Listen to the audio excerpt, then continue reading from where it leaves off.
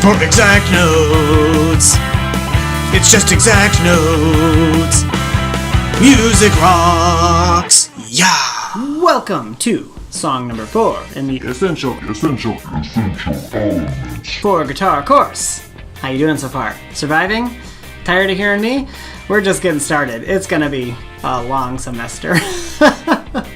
Okay, but before we really get started with all that, I would like to introduce you to a little bit more music theory.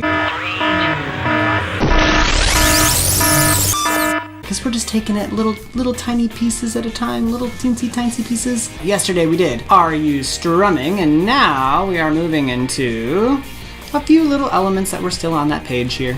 Time signature, 4 beats per measure, and one of these things gets 1 beat. I'll give you a hint. Oops, that wasn't a very good hint because it fell off the camera. There we go. That's a hint. There's another hint. There's another hint. And there's another hint. And those together equal 1 measure, which was the space between one line to the next. They're saying that 4 beats per measure, where a quarter note gets a beat. So you could say 4 quarters per measure, right? And that would not equal, in music, that would not equal $1 or 1 Pythagoras. Remember, the ancient Greek mathematician? That would equal a measure. And that's the way that we can help keep track of how we do music. We want to measure it out. Like a scale that you would stand on would measure your weight. A ruler would measure distance. But in music, we are measuring time because it's an art of putting sound to time. All right, so there's a time signature. We're showing the double bar as well. Look at that down here. Double bar. That is the thin line next to the thick line. That means, cough, cough, that means song is over. End of a piece of music. And sometimes they have a thin double bar. Most of the time we'll see this. Almost every song will have one of these double bars. This means that there's a transition, so maybe you're going to a different section. But here we are. We're going to go to song number 4. He's got the whole world in his hands. This is still just using our C and G7 chords. We're going to start at the top, line 1. And this is starting on G. You can see it's got the 4/4 right up there, telling us that there are 4 quarters in each measure. Except for this very first measure, this is using an 8th note by itself, an 8th note with a beam, and it's still got the dot and the stem there, but these are quicker than a quarter. An 1/8 is smaller. Like if you had an 1/8 of a piece of pizza, you would have less of a pizza than if you had a quarter of a pizza. That would be like this much of a pizza, right? An 1/8 would be half that. You just get one little slice. Maybe that's all you're hungry for. Maybe you don't love pizza. I don't know. This isn't a pizza course. This is a guitar course, so let's stay focused on guitar. Here we are. So there's number 4. We've got 3 notes. These are called a pickup because you don't play the chord until we get to the word whole. And we're going to switch the chord every time we see the word whole. You can see that. We got 4 chord changes. So we're going to start with C.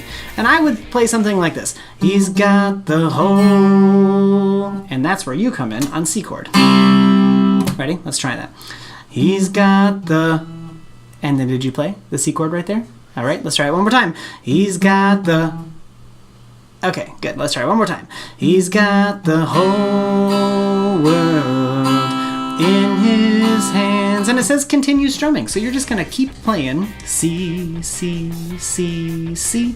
And if it says continue strumming, you can just keep doing 4 per measure. Okay, one time from the beginning again. He's got the C world. Keep playing C. And then G7 is where we say the word whole again. So we're going to switch our chord right there. Whole world in his hands. He's got the... and there's the word whole again. And then we switch to the chord C. Whole world in his hands. He's got the... there it is one more time. Whole world in his... And then the only time we don't switch on the word whole is when we have the word hands right here. So G7, ready, go. Whole world in his C chord is how we end that. All right, let's try the whole song one more time from the beginning. Don't switch chords just because I said whole song. That's not how it works. All right, ready? Here we go, from the beginning. So if we have 4/4 time, I could count off and say something like this. 1 and 2 and 3. He's got the... But I should be going faster. 1 and 2 and 3. He's got the whole world.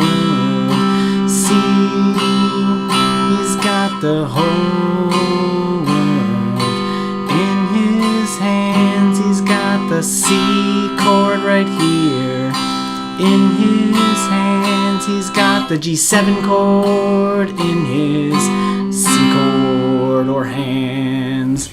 And that's how that song goes. Give it a little bit of practice. What we're doing is playing 4 chords per measure.